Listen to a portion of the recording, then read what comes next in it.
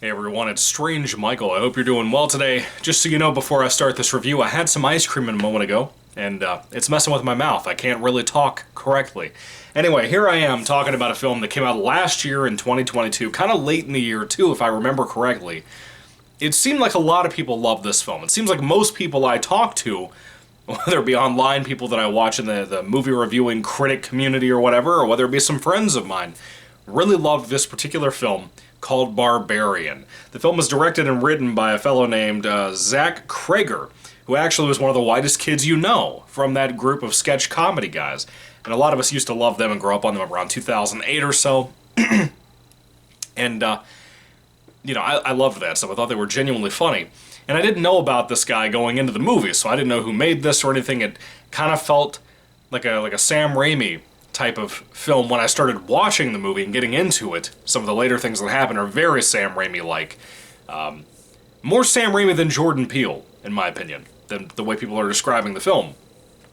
I went into this movie knowing pretty much nothing. I knew about an Airbnb situation, which I'll get into in a little bit, but I really went into this film not knowing anything, and I'm kind of glad that was the case. But at the same time, I think if I had known some of the spoilers, I don't think I would have watched the movie, if I'm being honest with you. Barbarian, I want to let you know up front, I was not a fan of this shit. I was into it for a long time, like half the movie, and then they lost me. And this is a spoiler-free review, as many of you know. I try to stick to that on this channel, but I like to give my general ideas, try to criticize things in a fair way and not rush through them, just to kind of give my point-by-point breakdown. But again, this movie is really hard to get into, and I'm going to be very vague about a lot of things. It's not a slasher movie by any means. It's not really a creature feature or anything like that, where I can really delve into that type of thing and talk about the monster or whatever. It's nothing really in that vein. To an extent it might be, but that's its own thing. Barbarian is not what I thought it was going to be, not the way people talked about it. To me, the film is, again, very much a Sam Raimi type of movie. He's not involved at all. I looked online, I looked into it. Apparently Sam Raimi was not involved at all with Barbarian. It feels like his fingerprints are all over it. Now, the reason I say Sam Raimi, of course, is because he made the Evil Dead series, he made Drag Me to Hell. I want to tell you something about me. Here soon, in April, we're getting a new Evil Dead film that Bruce Campbell and Sam Raimi are working on, kind of in the background of things. I don't know if Sam Raimi's directing. I think he's just producing. Kind of like he did with the remake. Now, this has a lot in common with Evil Dead 2.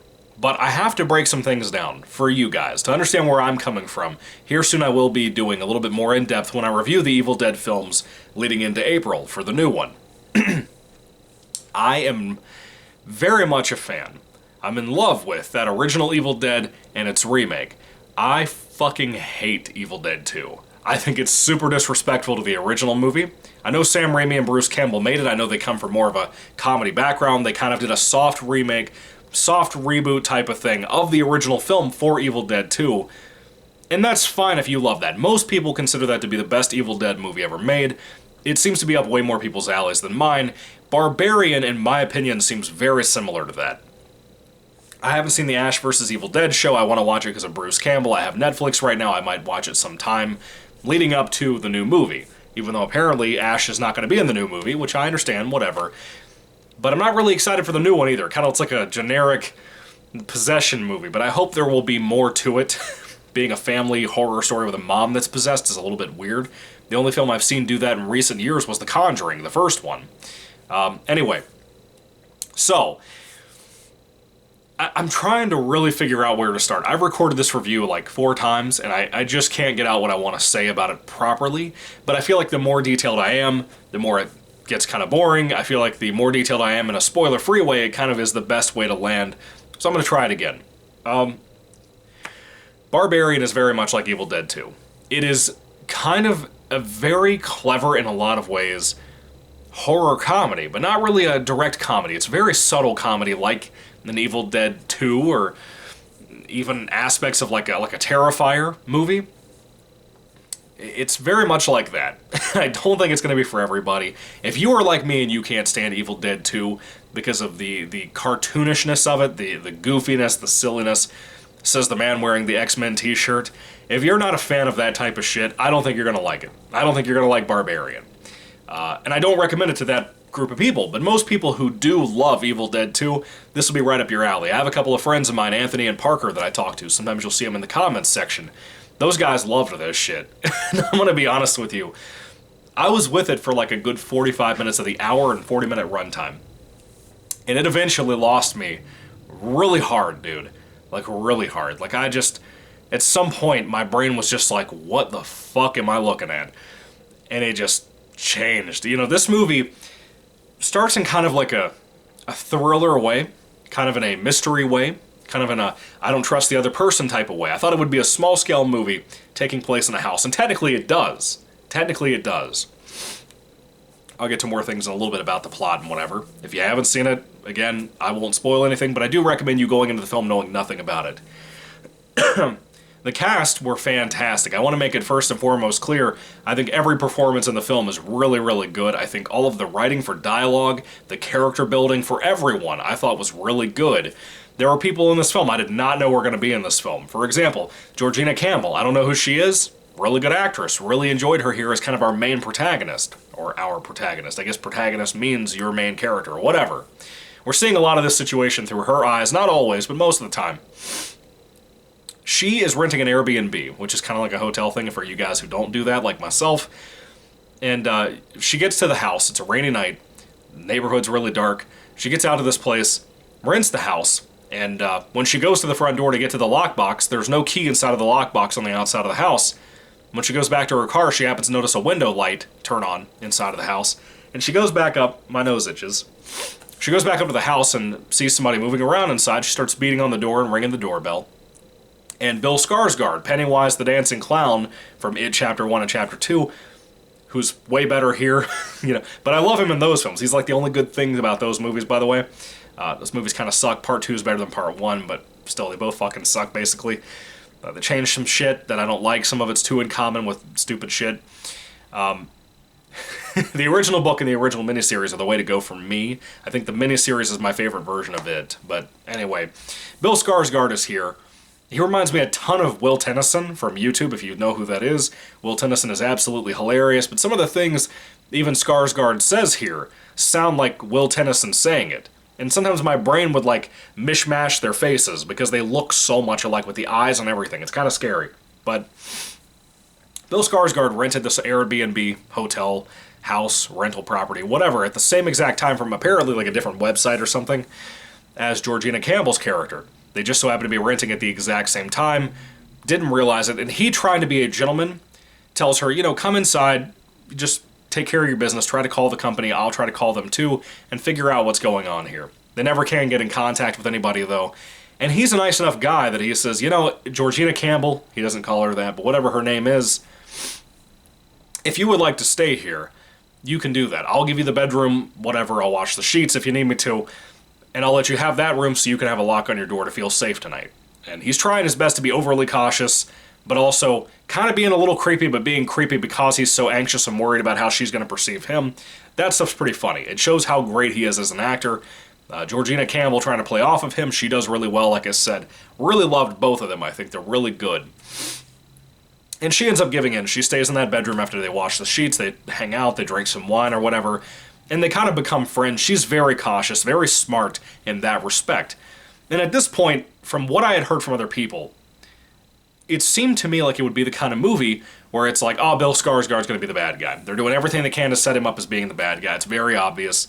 Well, the film fooled me. The film fooled me, frankly. And I was super stoked about that, because it kind of turned into something else. More than a don't trust the other person roommate movie, or like, oh, he's really, like The Visit with M. Night Shyamalan. I won't spoil that film because I love that film a lot more than I love this. I think it's a great movie, one of the best Shyamalan films out there in my opinion. But if you know that movie, and you know the ending and the twists with that, I thought we were going in a direction with Bill Skarsgård's character for that particular setting. And I was a little surprised, thinking in my brain that's how we were going, because of how people were praising this film so much for being so different and so smart. The film has a little bit of like a Me Too thing going for it too, which wasn't insulting because of a certain character I'll get to in a moment. But watching Bill Skarsgård and Georgina Campbell's characters kind of become friends, maybe have a little bit of chemistry to them, I liked that. They hang out for a couple of days in the house together. They still can't get in contact with anybody to figure out what's going on with this Airbnb rental situation. But he's nice enough, again, to let her stay there. And I thought that was pretty cool about him. Bill Skarsgård's fantastic. Really enjoyed his performance, like I said. Now, she goes to a job interview. That's the whole point. She was renting this house in Michigan to go to her job interview the next day. Apparently Bill Skarsgård is some kind of rich guy or something that has some kind of funding to a documentary.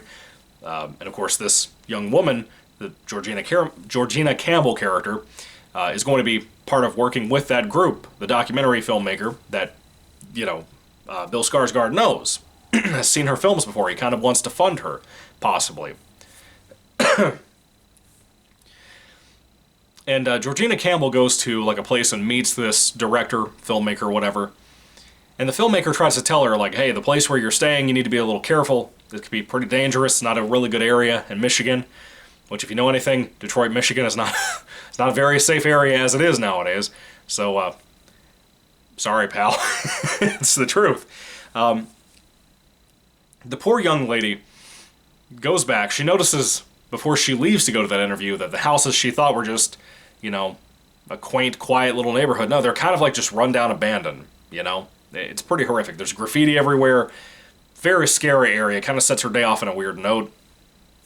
Anyway, she comes home, and before Bill Skarsgård gets back, she happens to wander into the basement, and while she's looking around in the basement, she happens to see a rope sticking out of a hole in the wall behind like a toy duck. And she's like, what the fuck is that? And she pulls it, and all of a sudden a secret passageway in the wall starts opening up into, like another little hallway, like another little kind of attachment room thing that isn't part of the floor plan, at least as far as she knows. And she wanders in there while she's stuck in the basement. By the way, the basement door that leads you to the basement is, it locks when it shuts. So she gets stuck in the basement pretty much for a little while. She discovers that hallway, and what I love about it is that she's immediately like, I'm not fucking going in there. There's no switches, no lights, nothing. I don't have a flashlight. Fuck that. My phone's upstairs. I can't get to it. I'm not doing this shit. So, she's smart. I will say that. Very smart character. A good character in general, but very smart. And I love what she ends up doing. After a little bit of time of maybe an hour or two of sitting there, she takes a mirror, a really long mirror, and aims it at a certain angle, leaning it over, propped up on some other stuff, some other junk in the basement, to have the light fixture right above it to shine into that, to reflect into that hallway where it's so dark, to see if she can see anything and see how deep it goes. And at first she thinks, okay, it's just, a couple of doors, probably mainly just one door that's kind of hidden. She eventually wanders into there, sees a video camera aimed at a bed. Obviously you can apply in your head what's happening here. The thing for me I thought was interesting was that she did not go to the assumption that, hey, this is Bill Skarsgård that's doing this shit. He's like kidnapping people and raping them or filming porn or something like that. That was the first thing that would have come in my brain. I would have been like, nah, I'm done. I'm out of here. I'm done. Well, she waits for Bill Skarsgård to get home. He gets there. He wants to go down there. He's looking in that room, and then he vanishes while she's sitting up on the top of the stairs trying to make sure the door doesn't close on her. And she hears him just kind of go quiet. She's like, what the hell are you doing, Bill? He goes in there, looks in that room. He's not anywhere to be found. Well, then she goes to the end of that hallway, and there's like another fake-out door that's kind of hidden, and she pulls it open and sees that there's another staircase that goes deep, deep, deep underground. And she hears him screaming down there when she calls down to him. He's screaming, help me, come down, whatever. And at this point, I was really engaged. If I'm being honest with you, totally 100% honest here, I really hope this means something to somebody. I was really with this film.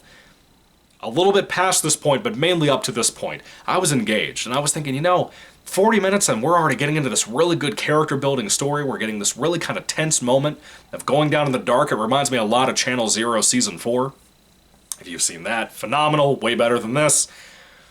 I was thinking in my brain, I love the direction we're going. I think this is so well done, so well shot. The cinematography for the entire film is really good. My nose is so itchy, dude. I'm so sorry. Sorry. I loved what I was getting up to this point. Georgina Campbell's character goes down into these tunnels. It's like an actual tunnel, like My Bloody Valentine type stuff. And she keeps hearing Bill Skarsgård screaming, and he sounds further and further away sometimes. The sound design for that was fantastic. I don't think people give it enough credit, man. But she starts going deeper, and she's looking for him, and she ends up finding him. And then something happens. And when this particular thing happened, this is kind of where I want to end talking about their storyline, because it kind of goes more into spoiler stuff at this point on. I don't want to go into that because I want to make these reviews spoiler-free, but I want people to feel like they can hear what I talk about and then decide if they want to see the shit. If you guys care. A lot of you people just want to see my reaction to it. A lot of my friends who watch me a lot. Let me tell you, with what we see at that moment, while Bill and Georgina are catching up on what's going on in the tunnels, why the fuck it's here, where they're at, something happens. And it's kind of a Sam Raimi Evil Dead 2 type of goofy. And I was like, what the fuck? That's kind of scary, but kind of dumb at the same time. Nor did I realize how much more stupid it was going to get. And I won't tell you anything about this part. But this is the thing. With that small revelation, what we find out there, we then stop the movie, we go away from those characters over to Justin Long, who I knew was in the film. Justin Long, of course, from Jeepers Creepers. He's going to be in the new Goosebumps show. He was in Tusk with Kevin Smith. A lot of people, I don't think, draw the correlation as much as like Red Letter Media did. I watched their review earlier, and they drew the connection to Tusk in this movie, Barbarian. They have a lot in common. That horror comedy with a little too much comedy, a little bit too much goofy nature to it, but it can be effective. And I agree with that, but with both of the movies, Tusk and this, I think both are equally bad, in my personal opinion. Very much like Evil Dead 2, in my opinion. By the way, Army of Darkness is better than Evil Dead 2. I stand by that, too. A little bit more on the comedy side, but, you know, I like it better than Evil Dead 2. So we start following Justin Long. We cut to a really bright day in, like, California. It's sunny outside. He's driving around in a red convertible. He gets a phone call from, like, agents or something that apparently he is an actor named AJ, and he recently filmed some kind of pilot for, like, a sitcom or, like, a TV show or something, and he gets a call from agents or producers or some kind of couple of people like that. It's a guy and a girl, and they're telling him, hey, you are probably going to get dropped from this project. If the project is even good enough to move along, you will probably, more than likely, not be included. He says, why? They say, well, you apparently are getting accused by your co-star, who is a woman, of raping her. And Justin Long goes into shock, and a lot of this, for the next like 10 or 15 minutes, are focused around how he's addressing this with different people around him. I assume this takes place over about a week of people dropping him left and right. The tabloids are dropping a lot of accusations in the paper like they typically do. Again, this is where that kind of Me Too part of this movie comes in. And I don't think it's necessarily offensive, the way it goes. Again, I'm not the biggest fan of Me Too because of how they coddled Amber Heard and how Disney reacted to that, and Warner Brothers, how they treated Johnny Depp. Fuck them. But what I would say is that the way it's handled here is the way it's pretty fair with the stuff that happens with Justin Long, the stuff we find out about him. I do like what I saw with that. And Justin Long gives a great performance. I don't know if I already said that, but I love the guy in general, and I really liked him here. But there is some shit that happens involving Justin Long in this movie that I'm going to tell you outright. I can't go into it because it's spoiler territory. But there are things that I saw Justin Long have to do as an actor, which he being a comedian, he probably thinks are funny. He'd probably retell the stories the rest of his life. But me as a fan of Justin Long, me as a fan of horror films, there are things in this that I will never unsee when I look at Justin Long. And when I watch the new Goosebumps show, God willing I live long enough to watch it, and then review it on my Michael Goosebumps fan channel, I'm going to have a hard time looking at Justin Long because some of the shit he did in this movie. I saw shit happen to this man that it made me kind of speechless, frankly. I really don't know what to say about some of the shit that happened to him. Really good character. Really good character. The stuff that happens around him and the Me Too stuff, that stuff is really good. It's very well done. It turns out he's about to go broke in like 3 months because of all the lawyer fees, the court case stuff. He tries to possibly contact that girl that he was accused of raping, and he wants to try to make an apology to her. He thinks he's innocent. And things don't go well, because apparently he is the landlord owner of that house. It's part of the Airbnb situation that Georgina Campbell and Bill Skarsgård are locked up in the basement of. So he goes there to, just look at the house, maybe start moving some things, decide to sell the house. He has some properties around he wants to get rid of. They make a little bit of money. Some do, some don't. He wants to get rid of them. And he goes there to stay for the night, I guess. And he notices a toothbrush on the floor. He notices clothes and messed up beds and stuff. And he's like, what the fuck happened? Are there squatters in my house? What's going on here? Eventually, he works his way down to the basement, finds the rope sticking out of the hole in the wall, pulls it, ends up in the tunnels with, what's going on, the current situation. Stumbles across Georgina Campbell. And a lot of the film from that point forward take place in the tunnels. Now, there is one more character I do want to talk about, just briefly, not really a whole lot. Richard Brake, I love. Richard Brake is fantastic. He's basically an actor who's in a lot of Rob Zombie stuff. For many of you who don't know who he is the main prologue in black and white clown guy with the axe from 31, which is Rob Zombie's movie, one of his newer ones. He is also in 3 from Hell, one of his newer movies. The sequel to Devil's Rejects and House of a Thousand Corpses, the final part of that trilogy.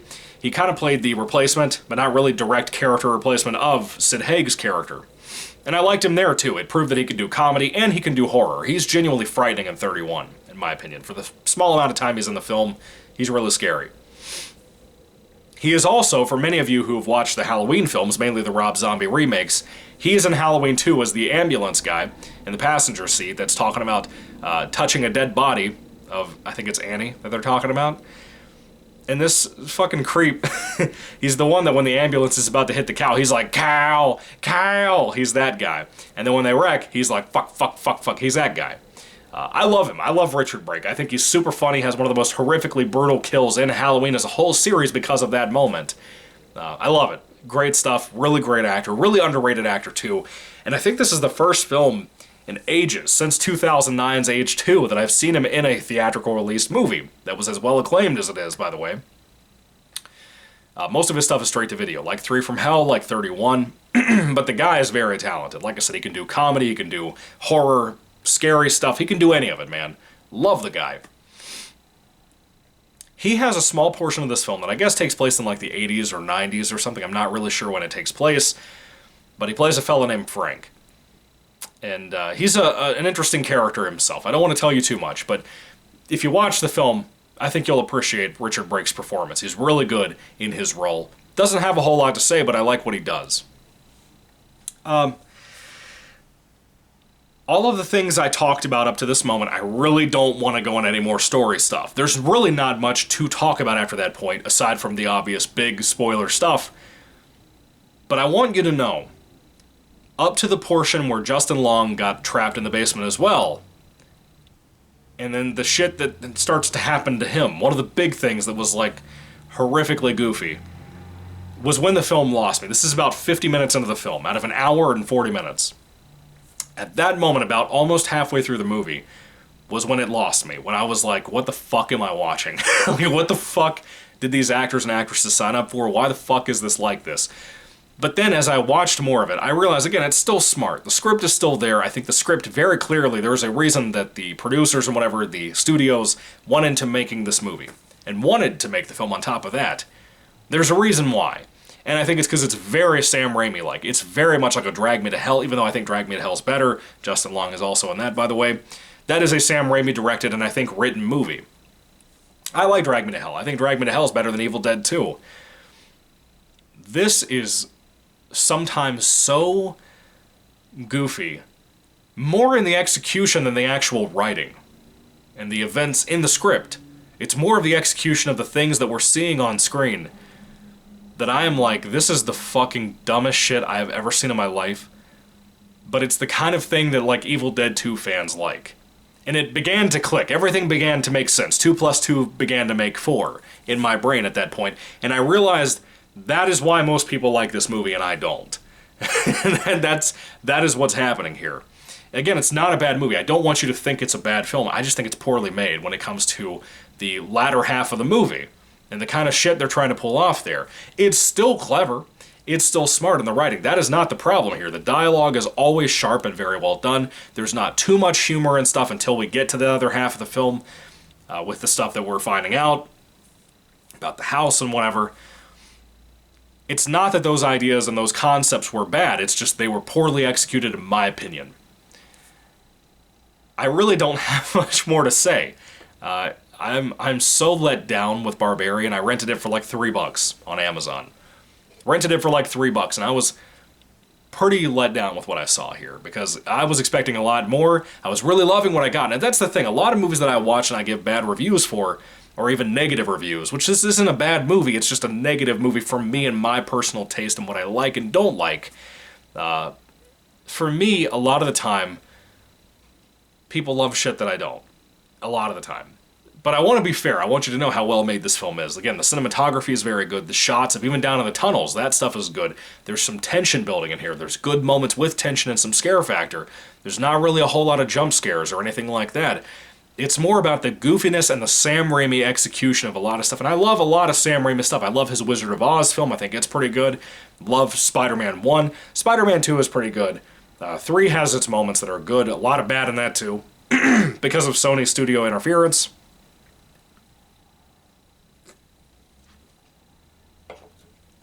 And when I call this a horror comedy, Barbarian, I don't want you to think it's up to like... It's really that area of like Evil Dead 2, Terrifier 1 and 2. Excuse me. It's not more in the over-the-top, super cartoony in the sense of like Tucker and Dale versus Evil, which I love way more than this. I think it's a perfect horror comedy. Or like House. House is really great too. This is not on the level of those, of being over-the-top. This is more of the Sam Raimi style of over-the-top. If you remember It Chapter 2, in the old lady scene, that's a lot of what you're getting in this kind of movie. The kind of... Not so much the effects. There's not really any CGI. I will give that to the credit of the filmmaker.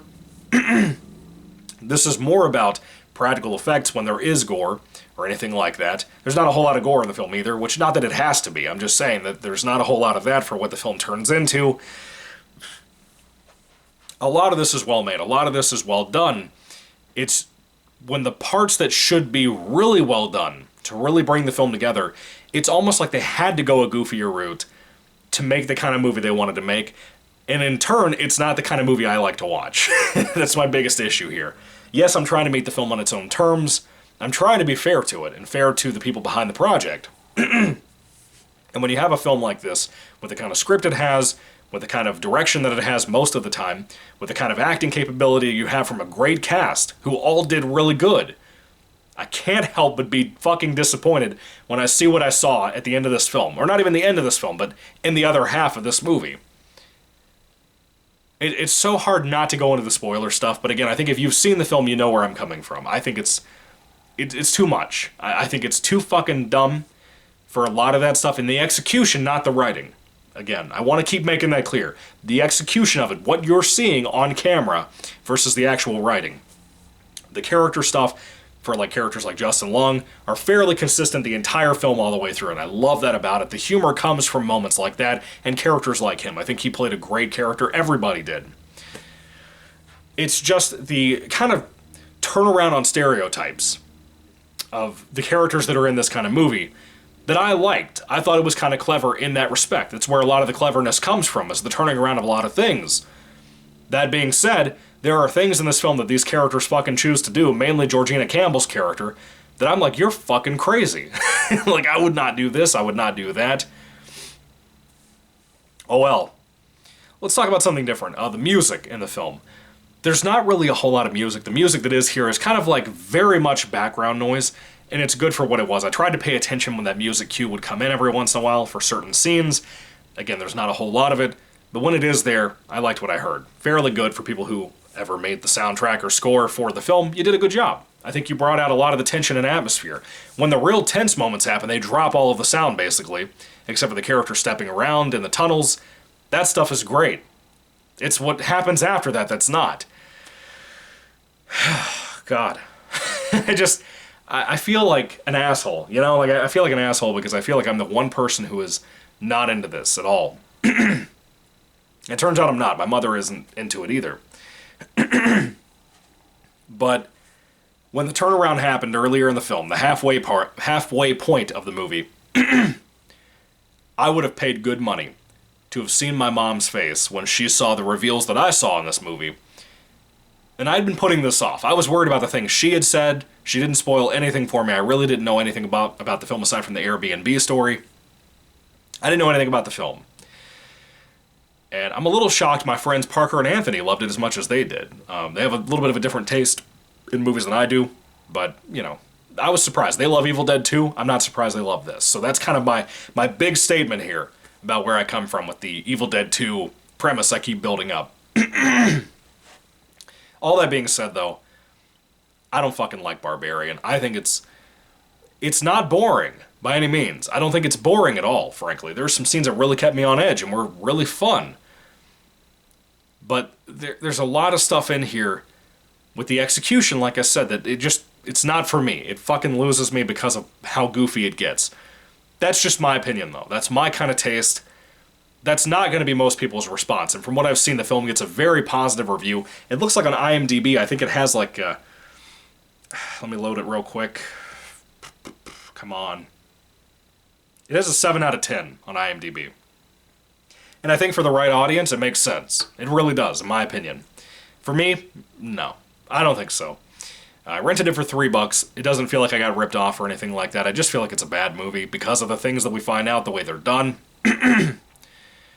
But overall, I mean, it's more of an issue, I think, with me and my interests and what I like more than the actual movie. And I think that says a lot about it. So again, when I go to my rating part of the review, I want you to understand where I'm coming from. All the things I've said, that's typically what a review is for.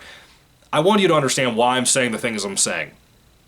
If you're not into goofy comedy type stuff, like in the horror comedy realm we get nowadays, like Get Out and shit like that, it's fucking terrible. If you like that kind of thing, it's going to be for you. You will like Barbarian, more than likely. Like maybe 9 times out of 10, you will like this film a lot, I think. Maybe even love it. Because the kind of reception it's gotten is shocking to me, frankly. Because I'm the kind of guy that says, I don't think you could put out Evil Dead 2 now and make the kind of money they made, or made the kind of cult following they have. It's not even really a cult following, it's a popular movie. But I prefer Evil Dead 1. Anyway, with all that being said, though, I'm not a fan of Barbarian. I think I'll never watch this shit again. I'm so glad that I did not buy it, that I waited to rent it, and it's been kind of my safe haven so far. Like, I'm going to rent Megan here soon and watch it in the next couple of weeks. Maybe the next week, I don't know. That's kind of my plan for that, too. Just going to rent it, see if I like it, and then I'll buy it if I really love it. And that's where I'm going to land on that. I'm very glad I took that deal with Barbarian, because it was a big-ass miss for me. Anyway, that's just my opinion. I hope that none of you are offended by that. I'm assuring a lot of my friends in the comment section will say they love it. But not for me. Not me, dude.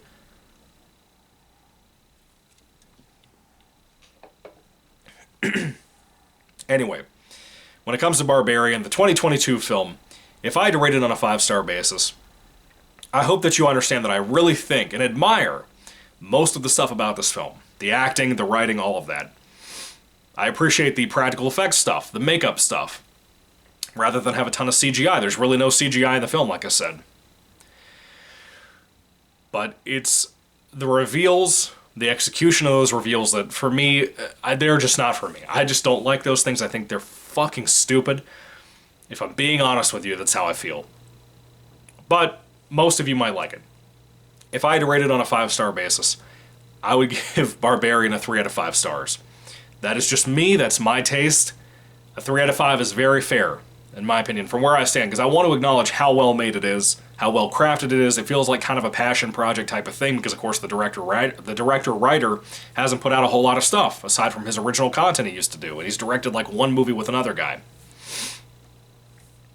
But, with that being said, it would be good for the right people. Just not for me. It's not for me. I'm sorry, it's just not. 3 out of 5 stars. That's where I'm landing on this. That's where I'm staying on this. Anyway, have you seen Barbarian? What do you guys think about it? I'd love to hear your thoughts and comments down in the comment section down below, whether you blast me or whether you agree with me. I'd love to hear all that too, because this is a very odd movie. I'm surprised that it got the reception it did, but I'm also not surprised at the same time, as hard as that is to explain. Anyway, what'd you think about it? Put them down below. I'd love to hear what you have to say. Thank you for watching, guys. God bless you all, and goodbye.